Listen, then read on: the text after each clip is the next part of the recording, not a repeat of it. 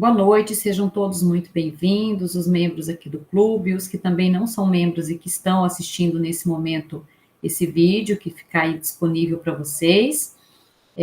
A nossa intenção hoje é discutirmos um pouco sobre a estratégia, a técnica mesmo do PBL e também fazermos um contraponto nesse momento do uso da inteligência artificial por nossos alunos na busca por informações, por uma revisão sistemática, como isso pode contribuir e também não vai eximir o nosso papel enquanto docente e a importância do tutor na condução do processo de uma sessão tutorial dentro do PBL.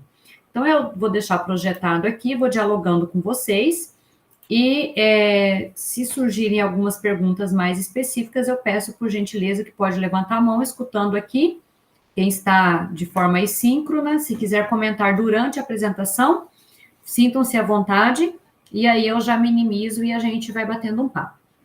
Então, hoje a nossa conferência é ministrada por mim, Fabiana Aparecida da Silva. Eu sou doutora em Ciências da Saúde, bióloga de formação inicial, leciono no curso de Medicina da Universidade do Estado de Mato Grosso há 11 anos, e dentro da linha de pesquisa em que eu trabalhei foi ensino na saúde. Então, trabalhei com os métodos de ensino na pesquisa, doutoral, dentro dos cursos de medicina do Brasil, na época vinculada ao projeto da Associação Brasileira de Educação Médica, da ABEM, no qual eu pesquisei 42 cursos de medicina espalhados aí pelo Brasil, avaliando tanto o currículo quanto as estratégias de ensino utilizadas dentro desses currículos.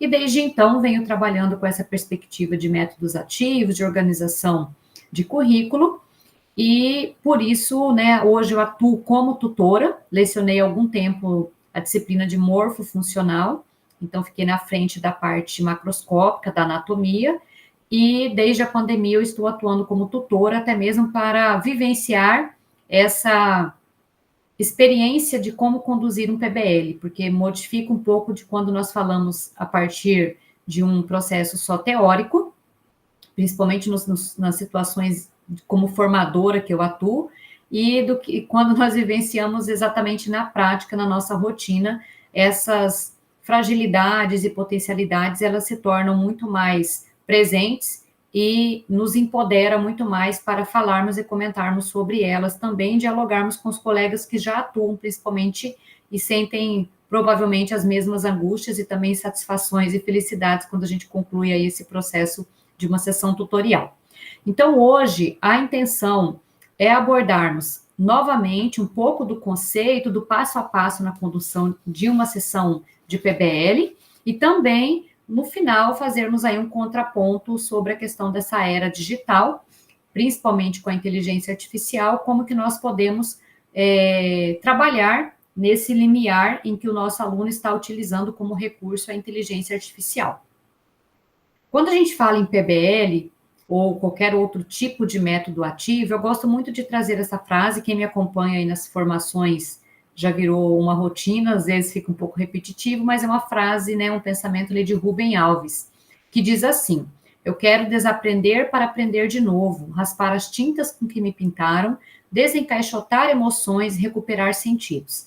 Então, essa frase, ela nos mostra a necessidade, principalmente da nossa geração X, que somos, às vezes, a maioria dos docentes que estão hoje em sala de aula, de nos abrirmos para o novo, porque nós fomos, ao longo da nossa trajetória, desde o início da pré-escola até o término da graduação, a maioria de nós nos formamos por métodos mais tradicionais, em que existiam disciplinas isoladas, cada professor era o dono da sua cadeira, como nós dizíamos na parte da fase da academia, da universidade, e eles foram gradativamente nos pintando com tintas com as quais nós, ao olharmos as cores, a gente sente felicidade, de repente quer replicar aquela tonalidade com os nossos alunos, mas também algumas tintas que nós sabemos que não foram tão boas assim. E na nossa atuação pedagógica, nessa nossa possibilidade de raspar essas tintas, nos colocarmos à disposição até mesmo de uma repaginar a nossa proposta pedagógica, e isso deve acontecer gradativamente durante o nosso processo. Se olharmos as nossas atuações aí como docente há alguns anos atrás, com certeza não, as práticas já mudaram, em relação a 5 anos atrás, principalmente antes da pandemia. Acho que nós temos um marco muito importante antes da pandemia, como nós atuávamos enquanto docente e pós-pandemia. Eu acredito que até a aceitação por parte nossa em relação a uma atividade como eu estou fazendo agora, que isso daqui era uma situação muito remota de acontecer, bancas de tese de doutorado sendo defendidas até hoje de forma remota, em que ampliou a possibilidade de diversos convidados participarem de diversos locais do mundo em bancas. Então, nós mudamos e aceitamos mais uma educação à distância que, para alguns, ainda não era vista com bons olhos. Então, essa reconfiguração nossa, acho que foi muito drástica nesse momento da transição ali e que enfrentamos esse processo da pandemia.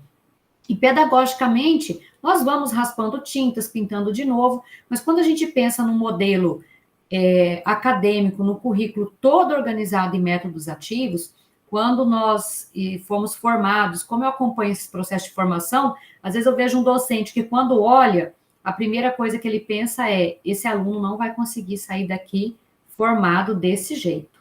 Jamais eu vou conseguir. Você pega um professor de bioquímica que trabalha bioquímica tradicional em sala de aula, e quando ele vê um módulo chamado metabolismo, que o aluno vai estudar um ciclo de Krebs sozinho, ele imagina, nossa, esse aluno não consegue ter essa autonomia e o aprendizado necessário na formação de um médico. Então, acho que nos raspar e nos abrir é muito importante, né, mudar esse paradigma. As metodologias ativas, de um modo geral, independente da estratégia metodológica, de forma ampla, elas têm uma base, uma fundamentação ali nos 4 pilares da educação, conforme a Unesco, que é aprender a conhecer, aprender a fazer, aprender a viver com os outros e aprender a ser. Então, todos esses pilares estão ali sendo focados, né? O foco deles é na atuação desse profissional. E nós temos a pirâmide ali, que muito utilizada, né, de Edgar Dali, de 1946, em que já temos alguns dados de pesquisa, e que isso foi replicado depois e no modo de um contexto pedagógico da área da pedagogia. Isso já é consolidado, são dados que se aproximam, né, são médias em relação à maioria da população, então a gente não vai falar que para todo mundo funciona com essa mesma proporção, mas nós temos aqui mostrando que quando as pessoas ouvem uma palestra, depois de algum tempo, ela vai lembrar aproximadamente de 5% do que ela ouviu. Se for uma leitura, em torno de 10% essa retenção. Um recurso audiovisual aumenta ali para 20%. Se a gente lembrar, eu sempre falo na educação básica, que eu atuei em 2002 até 2005 na educação básica, nós temos um período em que o nosso era muito interessante quando surgiu na escola aquelas TVs que andava com rodinha pelo corredor da escola. Aí depois os projetores de slide, né, o chamado data show. Então, esse recurso audiovisual, ele veio para complementar e a gente vê que teve uma importância para potencializar esse processo de aprendizagem. Quando o professor faz uma demonstração, ou até mesmo com auxílio do recurso audiovisual, com um vídeo que demonstre, porque às vezes ele não tem recursos que possam permitir a demonstração real naquele momento, mas ele pode demonstrar como isso acontece, também em torno de 30, e aí a gente vai um pouco mais para a base da nossa pirâmide, que quando nós proporcionamos entre os nossos alunos grupos de discussão, isso potencializa ali, aumenta para 50% o processo de retenção de aprendizagem após esse momento de encontro ali com os colegas. Quando ele pratica o que ele está fazendo, 75%. E quando nós, ou né, os alunos, um ensina aos outros, isso vem para 80%, ou quando ele aprendeu a teoria e replica imediatamente, que é o uso imediato do que ele acabou de aprender, ele vai lá praticar.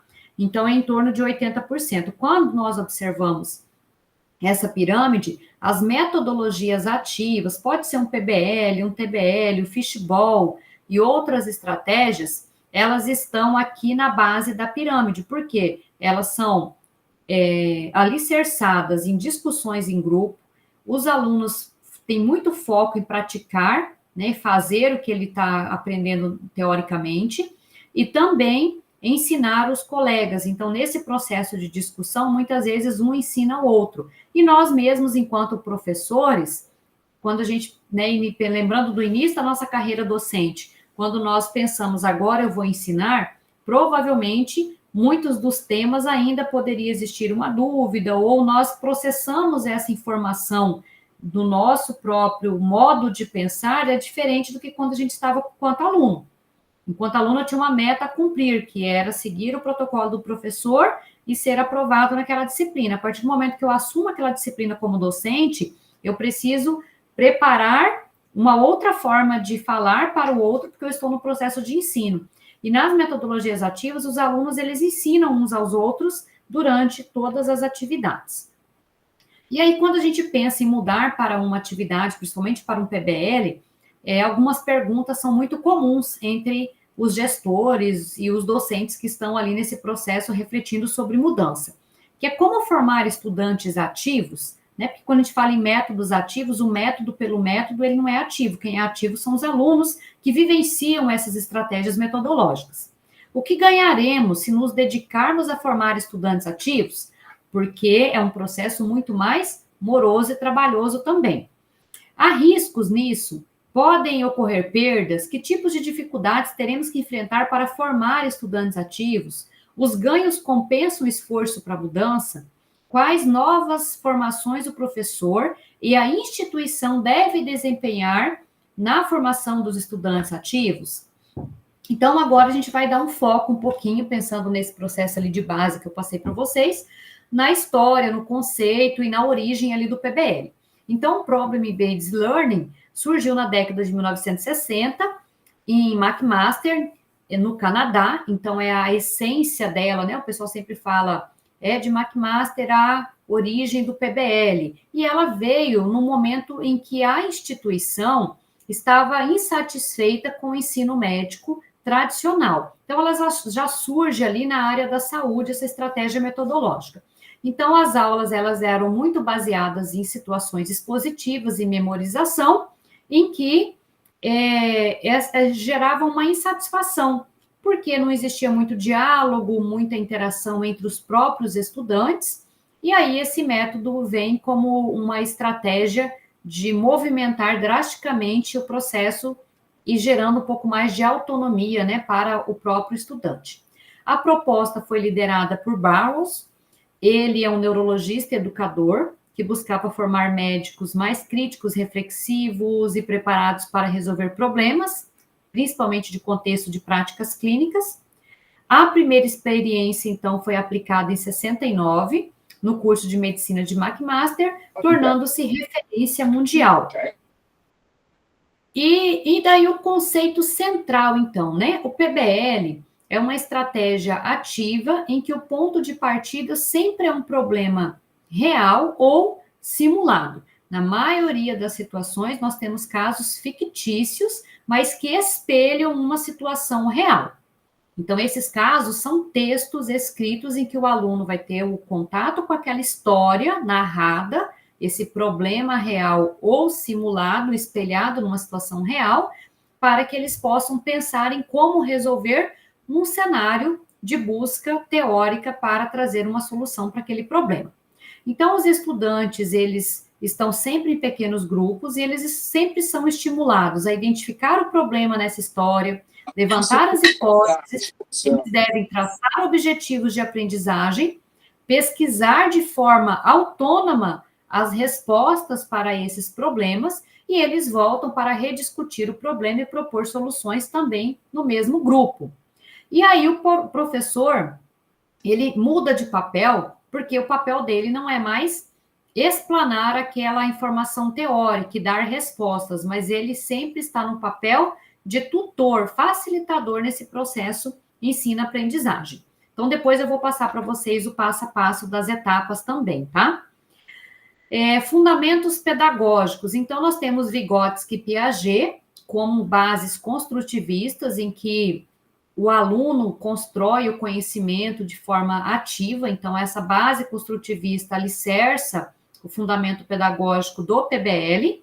E aí nós temos no nosso cenário Paulo Freire também, visto como um processo de teoria pedagógica em que dá um suporte para o próprio PBL, porque nós observamos que na teoria nós temos trazer o que é de conhecimento prévio do estudante para compor e desenvolver o processo de conhecimento científico e acadêmico, que é uma base ali do conhecimento da teoria de Paulo Freire. Então, ele também sempre vem vinculado, quando a gente faz pesquisas mais aprofundadas, ao PBL, e inspira-se no aprendizado experiencial de John Dewey, que defendia a educação como prática voltada para a resolução de problemas reais. Então, fundamentos pedagógicos, né, a gente tem ali a partir de estudos de Paulo Freire, que eu já mencionei com vocês, de Piaget, que trabalha lá da questão da epistemologia genética, e vários outros psicopedagogos que têm trabalhado junto a essas escolas, principalmente médicas, que têm uma história com o PBL muito maior, né? Foi onde nasceu, é o berço do PBL. E aí nós temos um movimento também da escola nova, em que proporciona toda essa mudança construtivista. Então, isso daqui eu falo dentro do contexto do ensino da educação. Então, nós temos movimento escola novista, né, em que essas metodologias, elas surgem como algo capaz de inovar e mudar o ensino tradicional. Também sofre muita crítica, quem é contra a escola nova, a gente vai saber que o pessoal da histórico-crítica vem ali com uma força muito grande para fazer uma contraposição em relação a metodologias ativas. E aí nós temos uma frase de Dewey bem emblemática, né, que diz assim: o objetivo da educação é habilitar os indivíduos a continuar sua educação, ou que o objetivo ou recompensa da educação é a capacidade para um constante desenvolvimento. Então, a gente observa que é aprender a aprender para sempre, em que, na formação profissional, não basta aprender durante a graduação, mas que após ela e após as diferentes especializações ainda deve-se sempre estar em constante desenvolvimento. Aqui eu venho trazendo o desenvolvimento dessas habilidades e atitudes, que é importante, né, para uma prática profissional efetiva, as aulas dinâmicas e motivadoras, vai promover mais habilidades interpessoais, estimular a pesquisa e resolução de problemas, a questão do aluno ter que respeitar o ponto de vista dos colegas, ter um processo de adaptabilidade maior, de autonomia, de colaboração e proatividade, fomenta as habilidades empreendedoras de forma implícita, mas isso está sendo sempre fomentado com os alunos, e desenvolve a capacidade de identificar oportunidades e de criar soluções em diferentes áreas e setores da sociedade. Então, vamos ao passo a passo do PBL para nós entendermos, porque a gente sempre fala assim, quais são os passos do PBL? Então, nós temos a maior parte deixa eu voltar aqui, a maior parte das literaturas vão falar assim, o PBL é constituído por 7 passos. Há 2 anos, quase 3 anos atrás, eu com 2 amigas organizamos uma publicação, que a intenção era essa, quase que uma receitinha de bolo, era o passo a passo, né, um guia de metodologias ativas, e lá nós deixamos o capítulo do PBL e acrescentamos a esses passos a avaliação formativa, que faz parte do processo de todas as sessões tutoriais, principalmente no fechamento da sessão, em que há necessidade do feedback para o aluno. Então, no próximo slide, eu vou trazer para vocês os 8 passos. Então, se vocês lerem literatura que aborda 7 passos, está correto, porque na teoria de base são 7 passos. Os 8 passos nós complementamos com o processo avaliativo, que a gente considera mais completo dentro do passo a passo. Então, aqui identificado por cores, quando a gente tem o primeiro encontro com o aluno, que daqui a pouco eu vou falar um pouco mais, nós temos ali a sessão, que é a primeira sessão tutorial, ou seja, já eu vou mostrar um horário de aula, né, uma semana padrão clássica. Para que aconteça o PBL, nós precisamos de 2 encontros com esses estudantes, com intervalo de 1 a 2 dias, o essencial são 2 dias de interstício entre o primeiro e o segundo, para que aconteçam os encontros, ou seja, as aulas. Só que essa aula a gente não chama mais de horário de aula, a gente chama de sessão tutorial. Então, quando eu falo primeira sessão tutorial, é o primeiro dia de aula da semana, que pode ser numa segunda-feira. Aí eu vou reencontrar com esse aluno, por exemplo, numa quinta. Se eu tenho o primeiro encontro numa terça, o meu horário de aula, minha semana padrão, deve ser o segundo encontro numa sexta. Então, no primeiro encontro, o que acontece nesse primeiro encontro? Então, os alunos, eles realizam a leitura, né, do problema para esclarecer ali os termos desconhecidos, já a gente vai falar um pouquinho mais. Ele identifica também essas questões que estão sendo pontuadas dentro daquela história, que é uma história fictícia, né, baseada em fatos reais, ou pode ser uma história real. Na maioria das vezes, como eu mencionei, a gente usa histórias de cunho fictício. E aí, nesse problema, eles discutem e devem sempre pensar em abordar a dimensão biológica, psicológica e social, buscando ali respostas para esse enunciado. E aí eles vão buscar explicações para essas questões com base no conhecimento prévio sobre o assunto. Essas explicações, elas são as hipóteses que eles estão levantando para cada questão que eles pontuaram. E aí eles vão fazer uma síntese dessas explicações e, na sequência, para cada síntese dessas hipóteses, construir os objetivos de aprendizagem, os quais eles deverão, então, ir para uma fase chamada estudo individual, que é um intervalo de tempo obrigatoriamente reservado no horário de aula, na semana padrão, entre o primeiro encontro e o segundo encontro da sessão tutorial, para que o aluno tenha destinado e reservado e respeitado um horário de estudo autodirigido.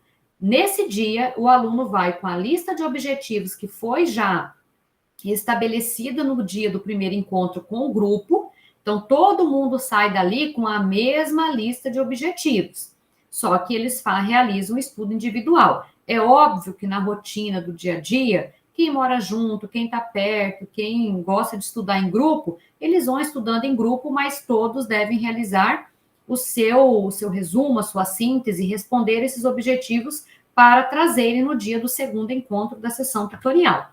Então, passado esse tempo, no segundo momento, também no horário de aula, eles vêm, cada um com seu estudo, e discutem, agora realizam uma rediscussão daquele caso, mas baseado nos objetivos que foram estabelecidos, e vão agora confrontar esses dados que eles pesquisaram com as hipóteses que eles levantaram, que era baseado lá em conhecimento prévio. Agora eles conseguem, diante do que pesquisaram, refutar ou corroborar com as hipóteses que eles criaram. Quando a gente olha esses 7 passos, eu gosto sempre de mostrar para os alunos que todas as semanas eles estão vivenciando um processo de um método científico.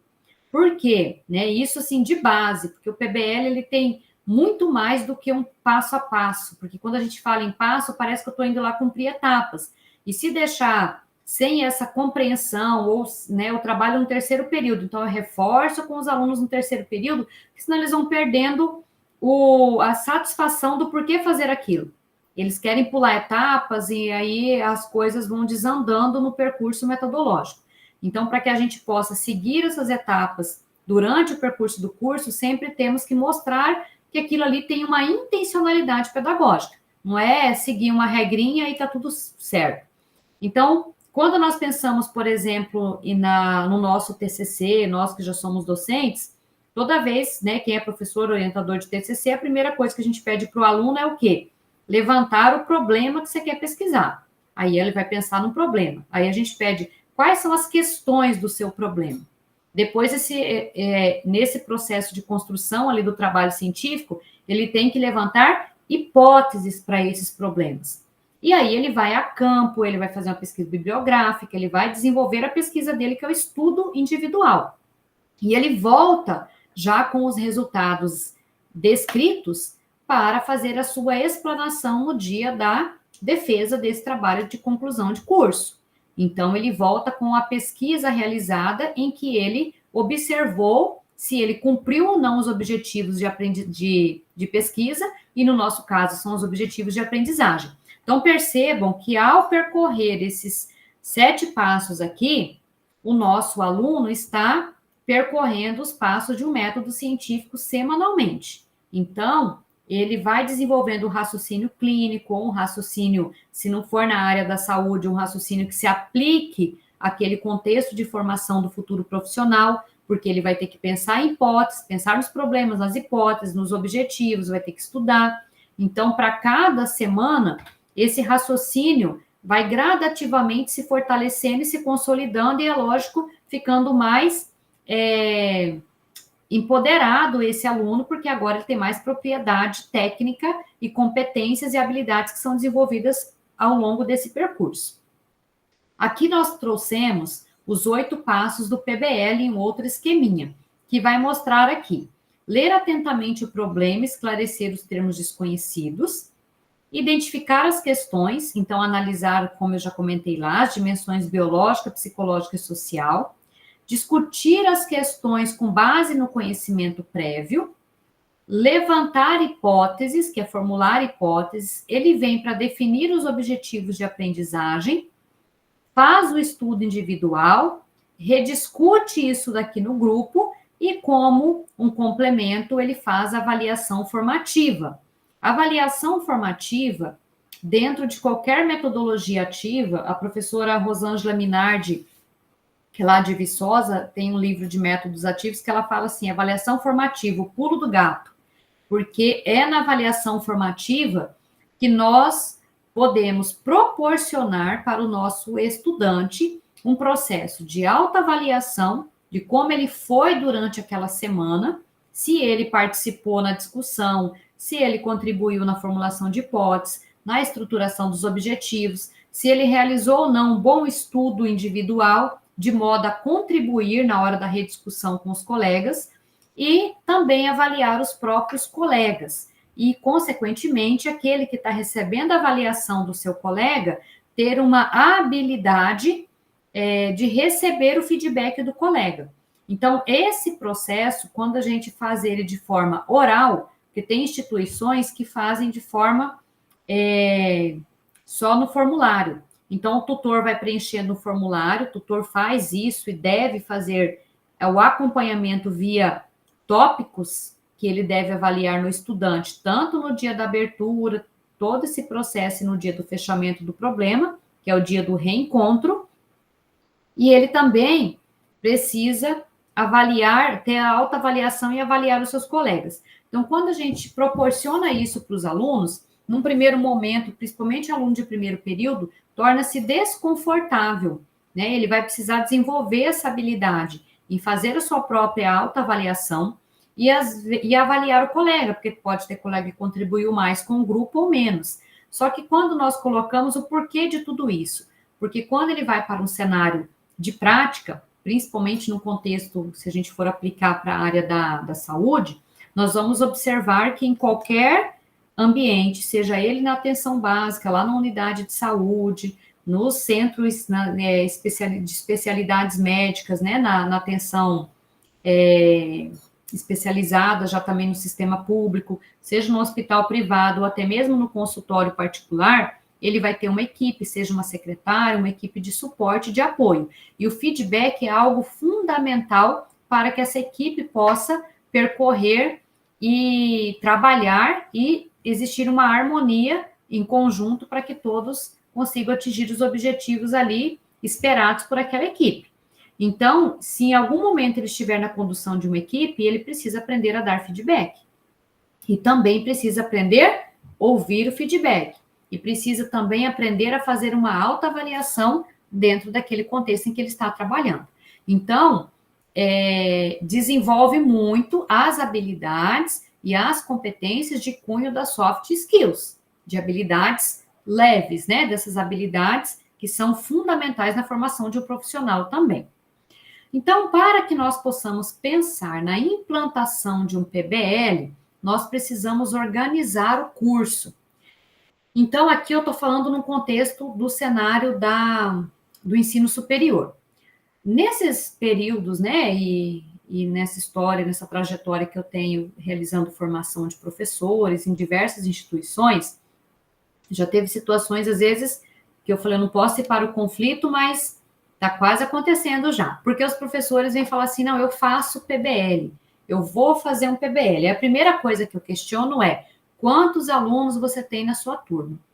Quando a pessoa diz que ela tem uma turma com 20 alunos, 40 alunos, e ela está fazendo PBL, eu digo sempre o quê? Você está fazendo uma atividade que também tem a sua importância pedagógica, tem a sua intencionalidade, provavelmente está promovendo o aprendizado do seu estudante, contudo, não é o PBL clássico, que no caso é o que eu estou trazendo aqui para vocês, porque uma das obrigatoriedades em relação à condução do PBL é um professor que recebe o nome de tutor, trabalhando com um grupo pequeno de estudantes, que na teoria vai de 6, né, de 7 a 12, 6 a 12, depende da bibliografia, e aí nós encontramos ainda algumas instituições, principalmente na área médica, trabalhando até com 15. Passou de 15, gente, fica impossível trabalharmos. Já tentei em uma turma de um curso de enfermagem trabalhar um caso-problema com um grupo de 23 estudantes para ver como funcionava. Foi uma atividade que eu propus. Foi a semana que vem a gente vai fazer uma atividade no formato de PBL, vou trazer um caso e nós vamos discutir.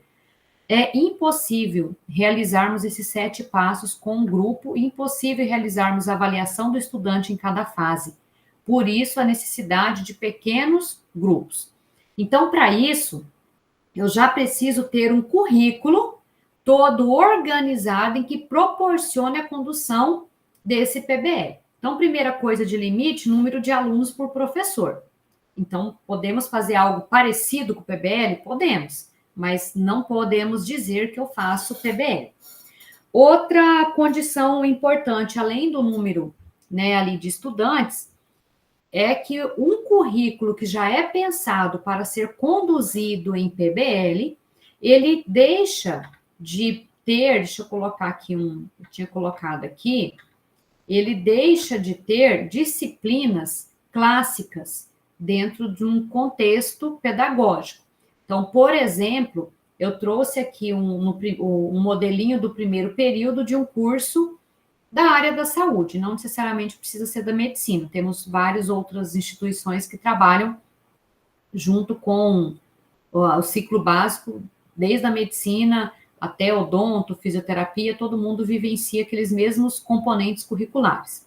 Então, num curso tradicional da área da saúde, os alunos terão a disciplina, né? Eu vou falar disciplina, mas o correto é componente curricular, chamada histologia, citologia, embriologia, anatomia, farmacologia, fisiologia, sociologia, filosofia.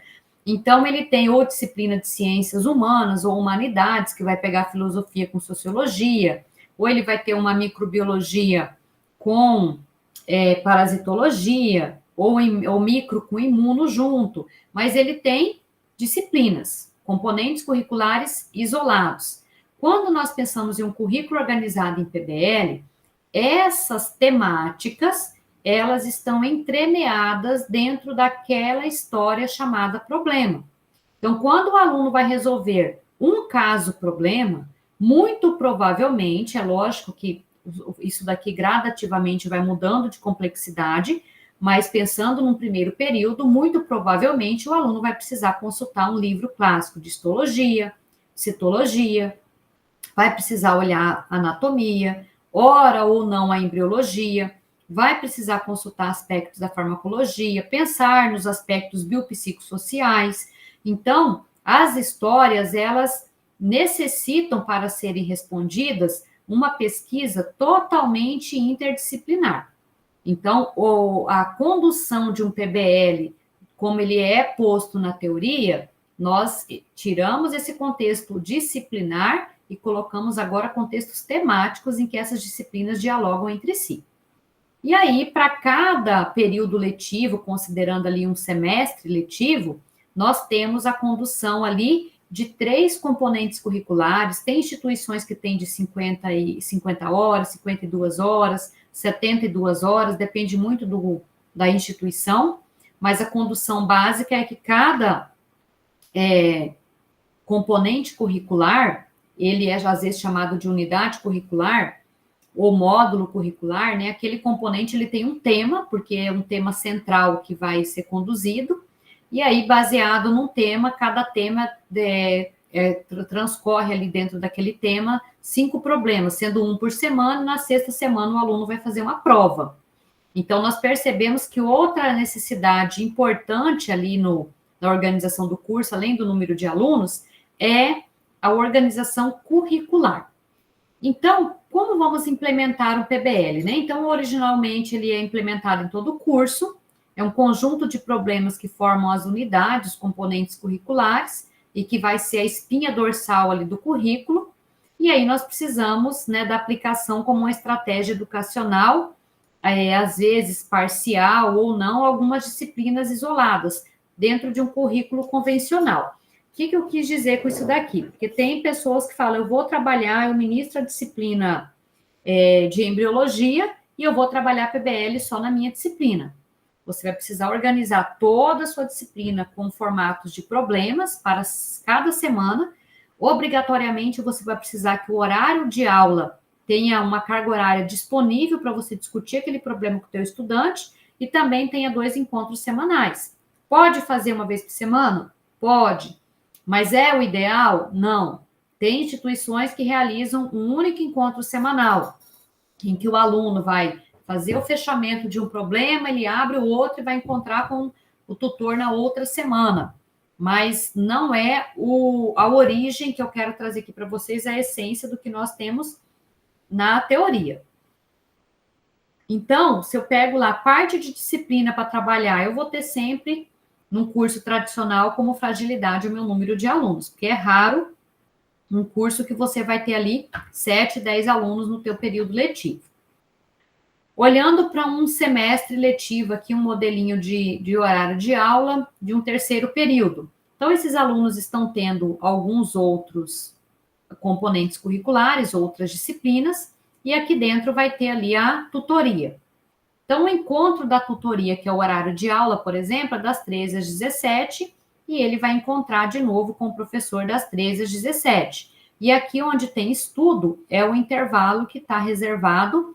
Nesse horário, nesse modelinho, tem 3 períodos de estudo, mas obrigatoriamente tem que ter essa janela de estudo entre o dia da abertura e do fechamento para que o aluno tenha a disponibilidade de estudar. O que existe dentro da sessão tutorial é uma conferência, que é uma aula expositiva, como eu estou fazendo aqui com vocês, sobre aquela temática que vem ajudar o aluno a tirar as dúvidas sobre o tema que ele está estudando. O ideal desse dia da conferência é que ele seja após o fechamento. Nesse modelo, de acordo com a disponibilidade do que se tinha na instituição, foi colocado entre a abertura e o fechamento. Contudo, o ideal é que fique após o fechamento para que o aluno tenha a oportunidade de, depois de ter discutido aquele tema com o seu grupo, se teve alguma dúvida, ele vem com um especialista naquele assunto e tem uma aula sobre aquela temática e oportunidade de tirar as dúvidas. Nesse modelo aqui, eu estou mostrando como é organizada essa árvore temática, porque lembra que eu comentei que são excluídas aquelas disciplinas tradicionais. Então, pensando nesse componente, nessa disciplina, né, chamada percepção, consciência e emoção, nós teremos aqui o estudo de todo o desenvolvimento do sistema nervoso, com regiões encefálicas, até o desenvolvimento da personalidade, a influência familiar, social, genética e inteligência emocional. Vamos pegar das regiões encefálicas, vai ser estudado também sono, vigília, aprendizagem e memória. Sentidos especiais, somestasia, que vem aqui dentro de sentido especial, com propriocepção, equilíbrio e dor. É estudado também níveis de consciência, então vem desde a escala de avaliação desse nível de consciência, como interações medicamentosas. Epidemiologia dos distúrbios sensoriais, estresse, doença psicossomática. Então, aqui nós observamos a necessidade, olha, de farmacologia, a parte de anatomia e fisiologia, aqui a gente vem desenvolvendo a personalidade, muito conteúdo da psicologia, a questão da influência genética, que a gente vai observar nessas alterações de alguns distúrbios, ou de personalidade, ou de processo de aprendizagem. Então, todas essas temáticas, elas estão emaranhadas quando são apresentados aqueles problemas para os estudantes. Então, são 5 problemas desenvolvidos durante 5 semanas, um por semana. Na sexta semana, o aluno vai fazer uma prova, uma avaliação. Essa prova é uma prova tradicional com questões objetivas e ou discursivas sobre todo o módulo, todo o componente curricular que ele já finalizou. Aqui eu já mostrei para vocês, né, que não existem mais disciplinas, e sim temáticas organizadas em torno delas. Então, como executar? Retomando um pouquinho, nós formaremos grupos de 6 a 10 alunos, e algumas exceções ali, a gente tem grupos de 12 até 15. Passou disso, descaracteriza a possibilidade de executar corretamente o PBL. Cada professor, cada docente, que agora recebe o nome de tutor, ele vai conduzir a sua aula, que agora é chamada de tutoria, e com um grupo com esse quantitativo de estudantes. E quais são os papéis de cada um? Se agora o nosso docente já chama tutor, os alunos também desempenham alguns papéis, né? Então, aqui nós temos, mostrando, só retomando, né, a questão que eu falei para vocês das salas. Então, até a configuração física, estrutural das salas, o ideal é que nós tenhamos, assim, uma mesa de estudo com uma lousa disponível. Tem instituições que terão uma TV de projeção, um projetor de slides. Aqui nós observamos que os alunos estão com mesas tradicionais, mas estão sentados ali em círculos, todos olhando um para o outro e fazendo uma discussão do caso que eles trouxeram. Cada um traz ali o seu material. E aí, esse grupo de alunos vão se reunir sempre, 2 vezes por semana, durante 4 horas por semana. E quais são os papéis, então? O professor agora é chamado, né, de tutor. Ele deve, primeiro, conhecer o conteúdo daquele componente, daquele módulo que ele está estudando. Ele não precisa ser um especialista naquela área, mas aquele tema que está sendo abordado, ele tem que conhecer. Então, não é um professor de bioquímica que trabalha já bioquímica, fez doutorado na área de bioquímica, mas é um professor da área da saúde que conhece um conteúdo de bioquímica. Conhecer os recursos de aprendizado disponíveis no ambiente da escola, da universidade, que tem de audiovisual, laboratorial, assistencial, bibliográfico. Quando eu falo assistencial, pessoal, porque às vezes tem muitas pessoas que estão no nosso clube que não são da área da saúde. E aqui a gente está falando sobre a questão da assistência mesmo, dos serviços prestados ao paciente, públicos e ou privados, tá? Então, serviço de assistência. E aí tem muitas instituições que têm assistência dentro da própria instituição. Conhecer os problemas do módulo e os objetivos de aprendizagem de cada problema. Então, para cada caso, para cada problema que é discutido semanalmente, existem os objetivos que o aluno deve atingir. E esse objetivo, ele reflete o quê? A ementa daquele componente curricular, daquela disciplina. Quando nós vamos ensinar no modelo tradicional, sempre o nosso coordenador do curso vai fazer o quê? Entregar a ementa. Vocês vão trabalhar essa ementa aqui. Aí nós vamos preparar a nossa aula baseado na ementa. Obrigatoriedade de contemplar 75% que tem na ementa. Agora, no PBL, os problemas, que são 5, eles devem ser amplos e também bem focados no conteúdo da ementa. Por isso, que quem tem o objetivo em mãos, durante aquele primeiro encontro em que os alunos estão levantando o problema, hipótese, objetivos, é só o professor, só o tutor. Os alunos, eles não sabem a lista de objetivos, mas eles deverão construir entre eles, é lógico, com o suporte do tutor e do coordenador, que é o próprio aluno que está conduzindo aquela sessão tutorial. Aí o professor, ele tem como função ajudar a esclarecer dúvidas junto ao coordenador, que é um estudante. Ele precisa obter informações sobre os estudantes que pertencerão ao seu grupo tutorial, para saber os pontos positivos, negativos, se tem alunos que já moram junto, ou têm um relacionamento, são casados, namorados, né? Se de repente, por quê? Porque às vezes, se eu estou fazendo com a minha irmã, e faço a graduação junto, estou muito desesperada naquele dia, com muita correria. Às vezes eu falo para ela assim, você estuda 3 objetivos, que eu estudo 3, na hora da discussão do problema, você fala que eu falo e todo mundo fica falando, porque o professor está olhando se a gente está conversando. Então, ele vai ser feito o quê? Basicamente, se a gente não ter essa percepção em relação à discussão, os nossos alunos vão fazer como eles fazem ou faziam no seminário tradicional. No seminário clássico, se o professor não for exigente para perguntar para todos os alunos, muito provavelmente cada um fica com um tópico, e se você perguntar do tópico do outro para o outro, ninguém está sabendo. Quem falou o A não sabe o que o C falou. Então, na tutoria, isso não pode acontecer. A obrigatoriedade é que todos estudem tudo. Então, se um começa a nunca contribuir com os 3 primeiros itens e nos 3 últimos ele está falando muito, tem alguma coisa errada, ele só estudou os 3 últimos. Então, na próximo encontro, muito provavelmente ele vai fazer o mesmo com os mesmos colegas. Então, esses detalhes que são de percepções do docente é muito importante, porque é ali que a gente consegue entender, né, e não deixar, porque senão o pessoal fala assim, precisa do tutor? Lógico que precisa, porque o tutor, que é o professor, é que tem toda essa perspicácia em relação ao que está acontecendo naquele processo pedagógico.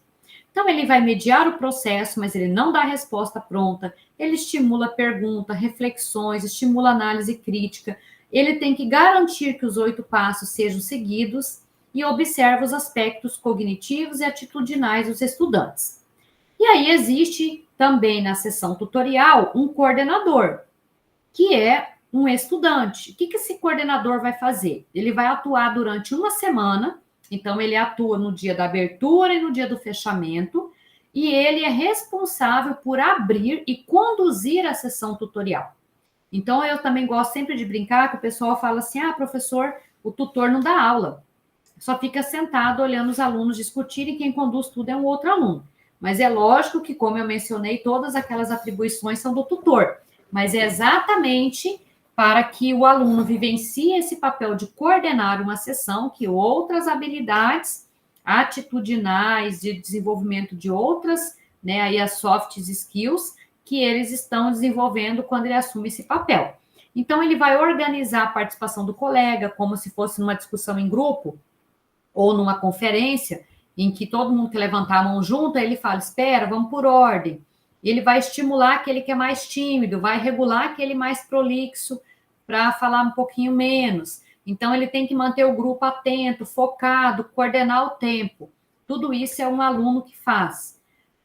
Também, esse aluno coordenador tem um outro aluno, que é o secretário, também conhecido como relator em algumas literaturas, que também é um estudante daquele grupo, e ele tem a função de ir lá para a lousa, de registrar as ideias principais do grupo, na hora que está fazendo o levantamento de conhecimentos prévios. Ele tem a função de organizar todas aquelas hipóteses que os alunos estão colocando, os conceitos, ele vai fazer um mapa mental, depois disso ele pode descrever as hipóteses, ele vai sistematizar essa discussão e vai elaborar um relatório final, que esse relatório é ali a lista de objetivos, e lá no último dia do encontro, ele pode entregar um relatório, um mapa conceitual para os seus colegas. Então, ele registra as ideias, ele vai anotar no quadro, tudo que eu falei aqui agora está um pouco mais detalhado, porque esses slides eu vou deixar disponível para vocês no Drive, então eu vou compartilhar o link tanto no grupo do clube, quanto o link vai estar aqui abaixo na descrição do vídeo, para que vocês possam acessar esse Drive, vai ficar lá o material disponível para vocês também, tá? Então, o papel ali do secretário ou relator, que eu já comentei, só está um pouco mais detalhado nesse slide. Os demais estudantes, enquanto isso, devem participar ativamente da discussão, eles vão levantar hipóteses, o relator e o coordenador também podem opinar, não é porque ele está coordenando que ele não vai participar. Eles assumem essa corresponsabilidade no aprendizado coletivo, isso é fundamental mostrar para eles que eu sou responsável não só pelo meu aprendizado, mas pelo do meu colega, então eu tenho que ter responsabilidade com as fontes que eu pesquisei, onde eu pesquisei, como eu estou apresentando esse dado. Eles vão revezar as funções de coordenador e secretário em outras sessões. Então, quem foi coordenador e secretário essa semana, na semana que vem serão outros alunos. Quem foi coordenador, no outro dia ele pode ser o secretário e vice-versa, para que eles tenham a oportunidade de vivenciar esses 3 papéis, de estudante e hora de relator. Sobre os problemas, então nós temos alguns critérios na construção do problema. Então, nós geralmente temos um grupo de planejamento, e esse grupo é um grupo de docentes de várias disciplinas, desde a básica até a aplicada. Então, pensando no cenário da educação básica, por exemplo, o ensino médio, vai ter que ter lá o professor da área, pelo menos de áreas afins, né? da área de ciências, da área de humanos, da área de linguagens, da área de ciências e conhecimentos de exatas. Então, o contexto dos professores para que eles possam construir esses casos. As oficinas de trabalho, então, para definir o conteúdo de cada componente, aí vai ser feito por esse grupo, aquela árvore temática que eu mostrei para vocês, que vai abranger desde, né, vai ter temas desde os mais abrangentes até os mais específicos, vão definir os objetivos de aprendizagem e criar os problemas.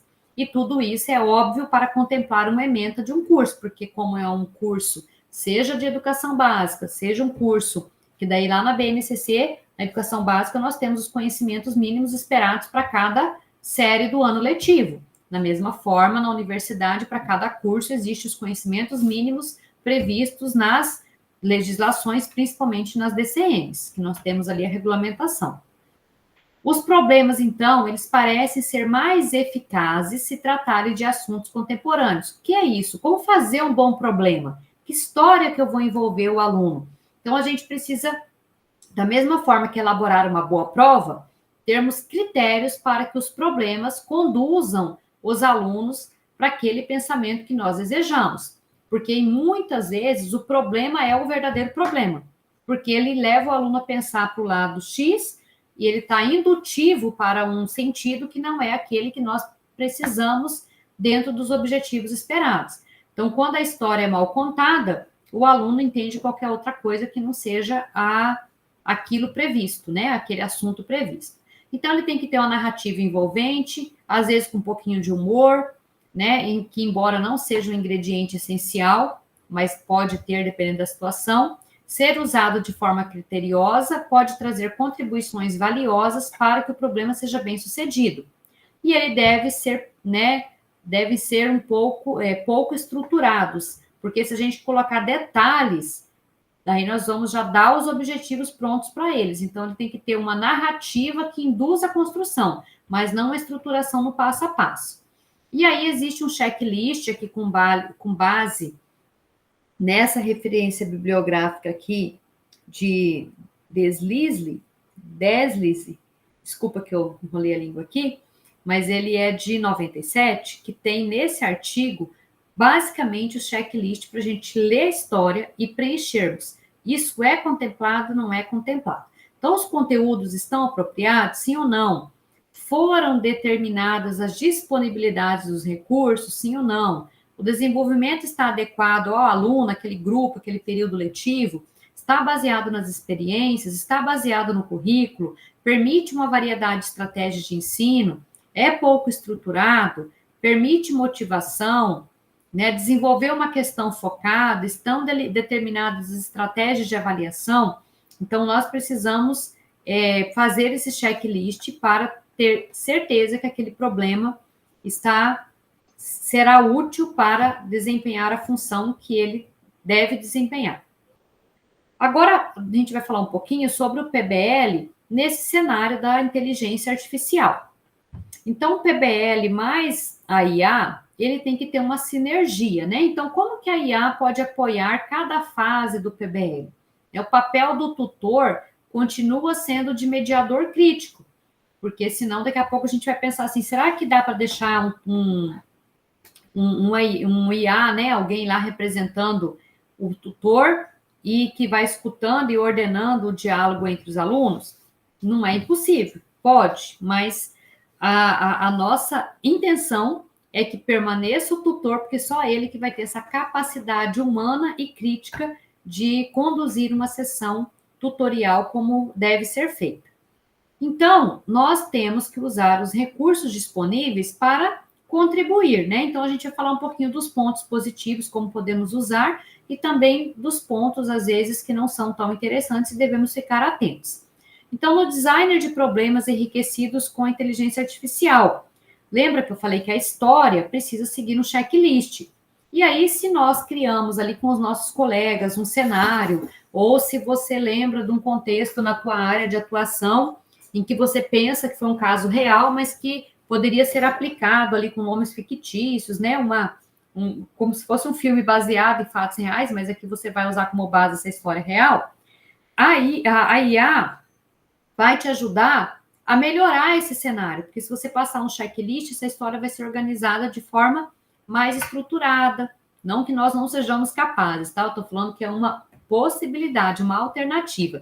Então, é auxiliar na criação de cenários realistas e interdisciplinares, na construção, então, de casos clínicos, né, dilemas éticos, simulações baseadas em dados, pode trazer mais autenticidade e alinhamento aos objetivos de aprendizagem do que se fosse só com um grupo de docentes olhando. Então, isso é já comprovado que fica mais alinhado às metas se a gente apresenta, é lógico, dentro de que parâmetro você quer, isso vai ficar mais alinhado, diminui, né, os desvios ali, como eu comentei com vocês.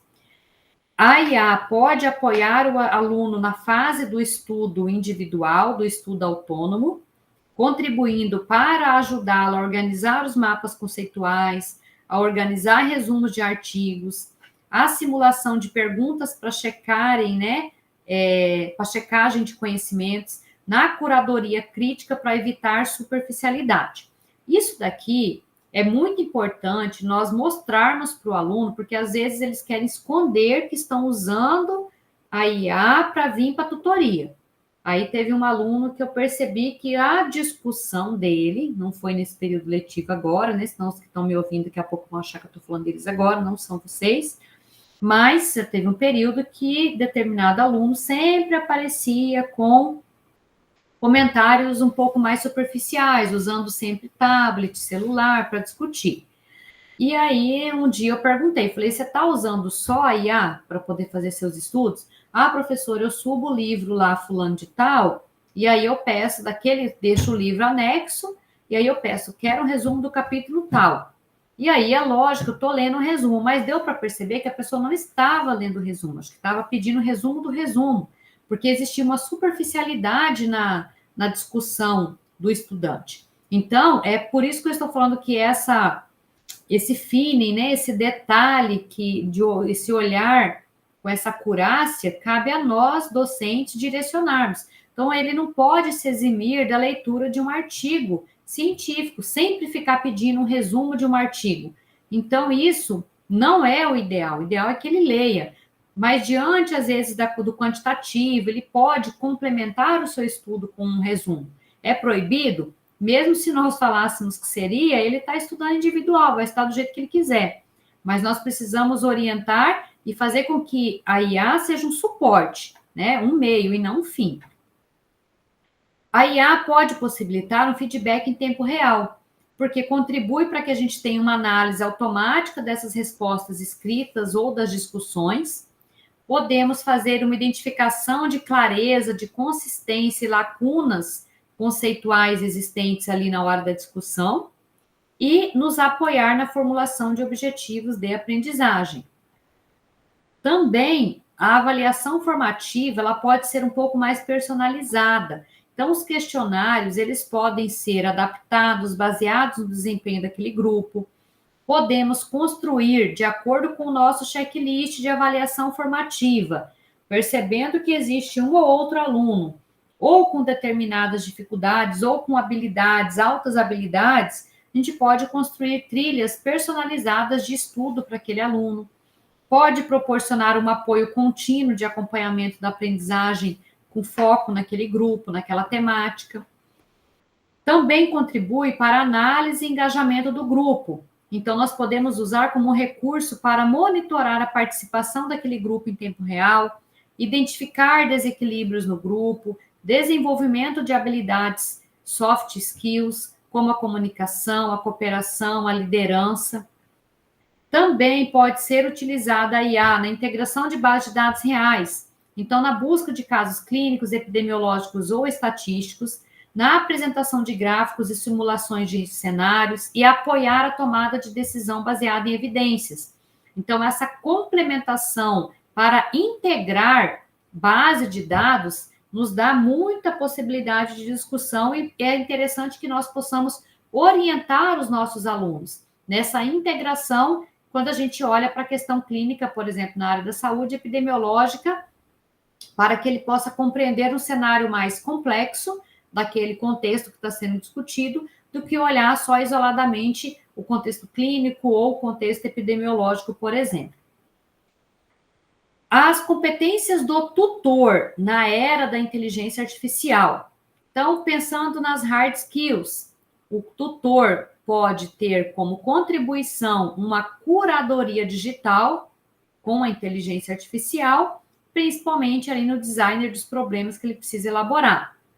As habilidades soft skills, então ele pode contribuir algo que ele já fazia, é claro, né? Uma escuta ativa, um processo de mediação orientado pela inteligência artificial diante do que ele pode apresentar ali como necessidade, os processos de empatia, as meta skills, o pensamento crítico e ético do docente, que sempre deve acontecer, independente do uso de inteligência artificial ou não, ele vai precisar manter processos de empatia e pensamento crítico e ético dentro do cenário da tutoria.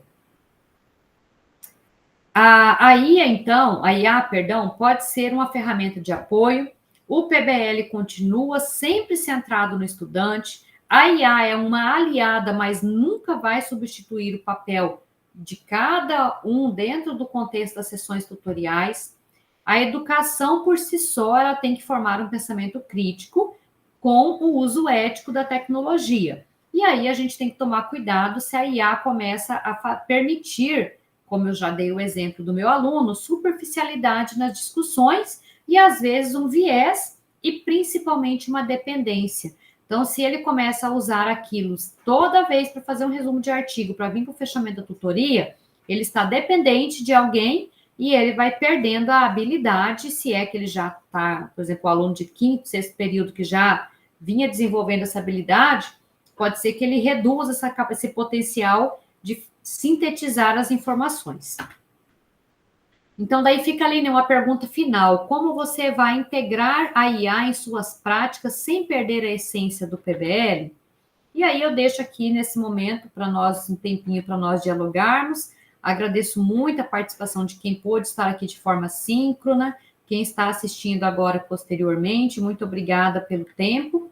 Foi um pouquinho longo, mas era a proposta de nós aprofundarmos um pouco. E aqui tem algumas sugestões de referencial bibliográfico, desde ali da introdução, tá, ao PBL, a parte conceitual, até um pouquinho da vertente discutindo com a inteligência artificial. Então, eu vou encerrar agora a gravação e deixar aberto para nós discutirmos agora em grupo, tá? Então, obrigada aqui para todos que estiveram conosco, e agora eu fico só com o pessoal do presencial aqui, do síncrono.